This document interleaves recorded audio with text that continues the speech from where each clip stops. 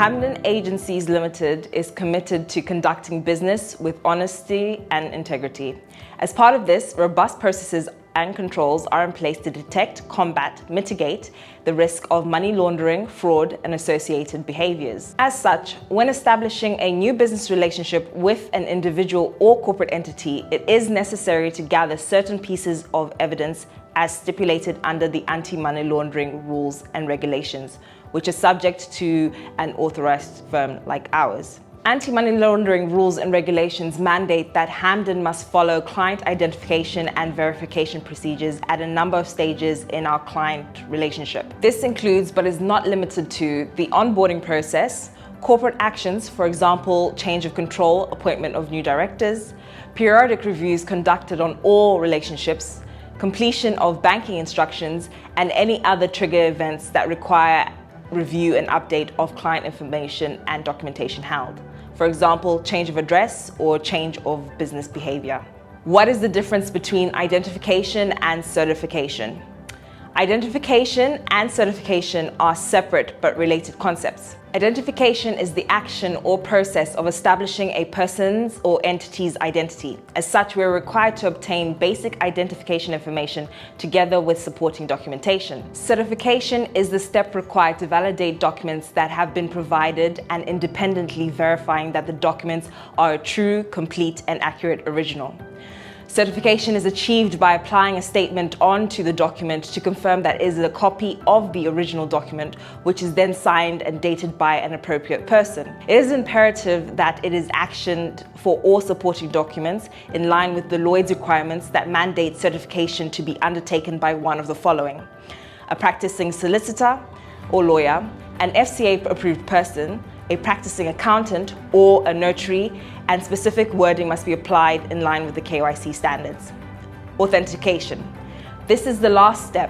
Authentication is the process during which we compare the identity of a person or corporate entity claims to possess with the documentation that proves it. So, for example, when we receive money or pay money or transfer money on behalf of a member or instructed on behalf of a member in relation to receipt, payment, or transfer of money, we are required to verify and identify the individual entity and bank account to which the monies are being paid or transferred from. As part of this, we need to ensure that certification of documentation has been actioned in line with AML requirements and to prove the authenticity of the instruction.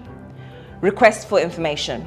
As part of our processes, we must define the type of client we are dealing with, as the identification documentation required differs depending on whether the subject is a legal natural person or whether the party is considered high, medium, or low risk. Natural legal persons include both individuals and corporates. What is required for individuals? As an individual, you are required to provide the following information: full legal name, including middle name and any other names used, residential address, date of birth, nationality, including any dual nationality held, country of residence, tax residence, and occupation. This will then need to be verified and certified by providing valid government-issued identification document and an acceptable proof of address verification.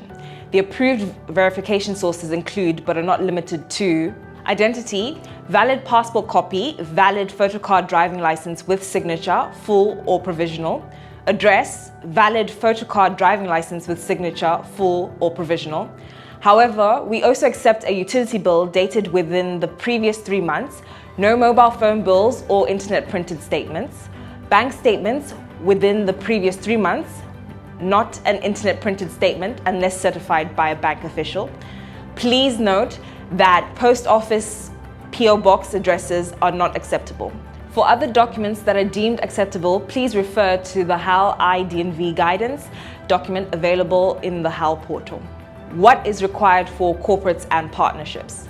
For corporates and partnerships, you will be required to provide satisfactory identification for all organizations, companies, or businesses. The information will cover the following data: full legal name, registered number, principal place of business, trading address, industry type, registered address including country of incorporation, and the names and details for related parties, for example, directors, shareholders, general partners, and senior management.